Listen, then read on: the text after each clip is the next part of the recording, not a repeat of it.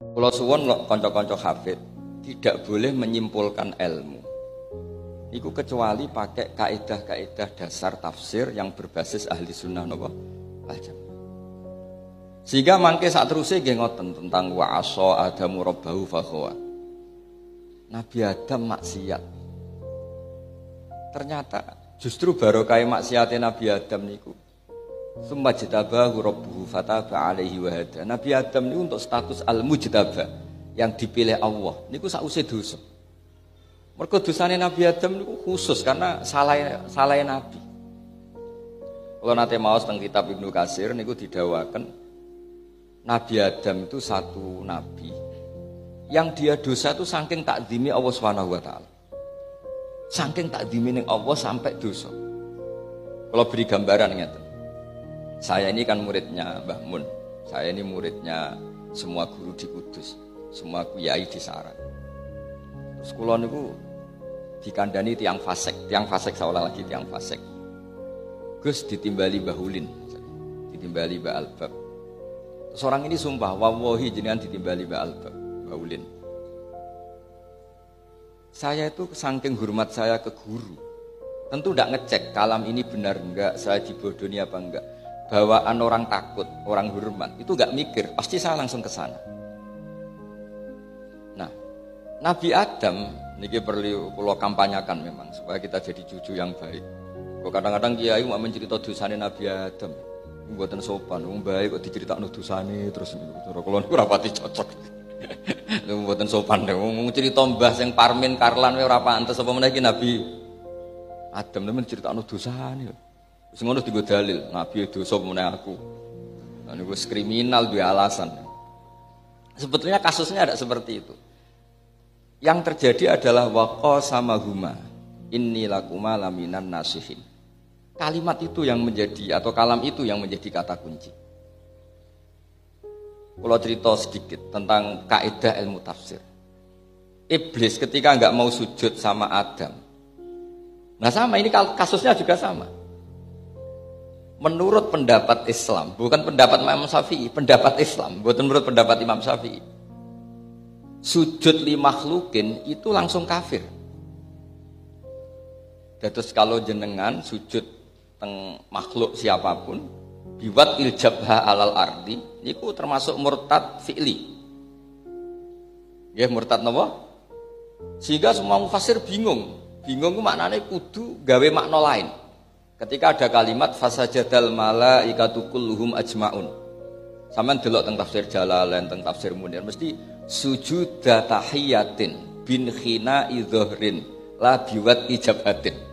Karena ulama mesti wedi.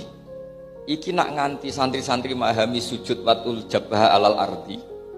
Iku berarti kok ana fikih baru di mana sujud pada makhluk itu boleh, padahal jelas aturan Islam enggak boleh. Apapun hormat kita pada seseorang enggak boleh sujud sampai watul jabha alal ardi. Zaman Rasulullah Sugeng dan Rasulullah itu orang yang paling luar biasa. Ada seorang Arabi mau sujud ke kanjeng Nabi, Nabi melarang. Enggak. Andai kan saya memerintahkan seseorang sujud sama makhluk, saya akan memerintahkan seorang istri sujud sama lelakinya. Tapi itu enggak akan pernah boleh seseorang sujud sama makhluk, yaitu dengan watil jabhah alal. Sehingga mufassir sepakat.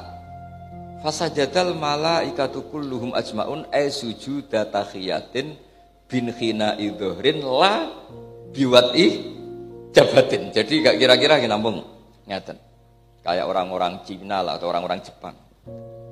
Karena meskipun katanya sujud, ya niki kalau ngaos kalian konco-konco mutakhorijin, meskipun kalimatnya sajadah, tapi kalau dimaknani watul jabha, ini akan bertabrakan dengan kaidah sujud seperti itu hanya mukhtassun lillahi ta'ala.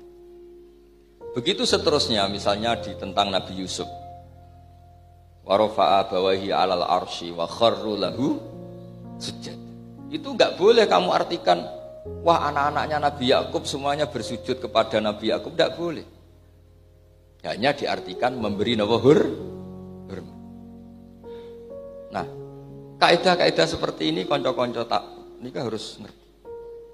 Terus kalau suwun fakta bahwa Mbak Arwani itu orang alim alamah karena lama ngaji Mbah Hasyim, ngaji Mbah Dimyati Termas. itu harus menginspirasi Anda bahwa hafal Quran tok min ghairi tadabburin itu tidak cukup, karena itu tidak sanad guru-guru kita. Guru-guru kita semuanya bisa ngaji. Saya ulang lagi, guru-guru kita semuanya bisa ngaji. Normalnya nak hafal Quran tok ora tau ngaji ahli sunnah. Jadi hafal Quran tapi pahami rontok sebelah ini malah ribet meneh. Mergo ora tau ngaji akidah ahli sunnah napa wal jamaah. Kula terusaken. Ketika iblis mun diusir niku badhe masuk swarga mboten saged. Akhirnya wonten ula niku khayatun, ular besar niku laha qawaima arba. Ular itu dulu punya kaki 4 dan min ahsani khayawan, termasuk hewan terbaik. Ya, kayak naga lah kira-kira, kayak naga gambaran Cina. Akhirnya tiap masuk mboten saged terus kerjasama ambek ula. Ya aku untal. Ya jare ula iku kowe tak untal. Terus engkau iso ngliwati penjaga malaikat. Walhasil penjaga-penjaga teng swarga niku terkecoh mergo sing mlebu niku ula saged masuk. Ternyata di mulutnya itu ada iblis. Terus ngakali wis gunane kuno. Ngene sampe nak tukang ngakali nggih sanate dugi pundi? Iblis. Akhirnya saged teng swarga. Dan niku kurang ngajari setan, bareng teng swarga ku nangis. Nangis. Nabi Adam kan tiang soleh, ning dinggon wong soleh iku gampang sakake. Hari diparani. Kena apa ke nangis? Saya ini kasihan sama Anda berdua, maksudnya Adam kalian Hawa. Sudah punya kenikmatan sedemikian rupa, semuanya boleh, semuanya nikmat, semuanya tanpa cari-cari. Nah, teng donya kan ape masak ribet. Engko mangane muk 5 menit masake sak jam. Ribet lah ning donya. Nah terus mulane kita tak tangisi. Wong nikmati begini kok pada akhirnya nanti nikmat ini berakhir. Mbok yo kowe iku ayolah mikir solusine piye supaya nikmat ini abadi. Ambek nangis, Nabi Adam ngono, jeneng ngomongane tiyang nangis itu kan menarik. Koyok-koyok gak goroh lah. Nah terus piye jare Nabi Adam, terus piye ya aku ben abadi.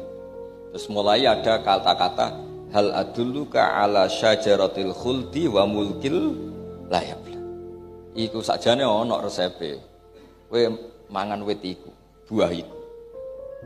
Lho. Iku dilarang mbek Allah. Terus jarene iblis, kemarin tak konfirmasi larangan itu dicabut. Wallahi terkonfirmasi larangan itu dicabut. Yang menggunakan masker, misalnya sekarang sudah tidak wajib, misalnya sudah dicabut. Tenan, iya wallahi. Nah gara-gara kalimat wallahi itu Nabi Adam bergetar. Karena dengar kata Allah. Di mana orang mukmin biasa saja idza dzukirallah wajilat, apalagi ini seorang nabi bergetar. Wong lafat Allah disebut kok aku ora percaya. Ya kayak saya tadi. Wong dawe bahak kowe ditimbali gusulin bahulin. Wong kata bahulin disebut kok aku ngecek. Mesti bawaan santri yang takdim ditimbali Mbak Arwani mesti langsung lari, ditimbali Mbah Mun pasti langsung lari. Enggak ngecek lagi. Apalagi ini Allah yang disebut. Akhirnya Nabi Adam wis kata Allah disebut terus mulai dahar. Nah karena kata akala itu bisa diartikan banyak. Di Quran tafannun itu diulang 2 kali. Ada dikatakan zaqo itu ngicipi. Memang faktanya Nabi Adam tidak dahar banyak. Tapi zaqo juga disebut akala. Supaya nak jenengan ngicipi gula pas sholat tetap batal karena keceluk makan. Ojo kok ngicipi gula ning salat ini ndak makan, hanya zaqo, ndak bisa zaqo ya akala juga. Pun akhirnya ngicipi. Akhirnya terus dipanggil Allah. Ya Adam, kamu kan sudah tak larang makan ini. Dan itu terus jawab Nabi Adam, sing mari Allah nyukani tobat dan saat itu juga dinobatkan sebagai al-mujtaba, orang pilihan. Wa izzatika ya Rabbi ma adzunnu anna ahadan yahlifu bika kadziban. Saya ulang lagi. Wa izzatika ya Rabbi ma adzunnu anna ahadan yahlifu bika kadziban. Itu tentang tafsir Ibnu Katsir. Saya sampai melanggar Gusti karena saya tidak pernah mengira orang yang menyebut nama engkau kemudian orang itu bohong.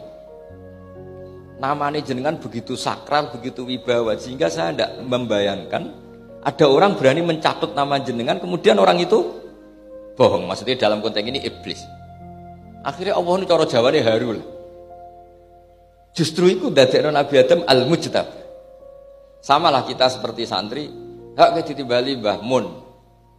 Saya kan ternyata saya dibohongin teman saya. Mesti pikiran saya apa? Saya tidak bayangkan ada seorang santri mencatut namanya Mbah Mun, kemudian dia bohong.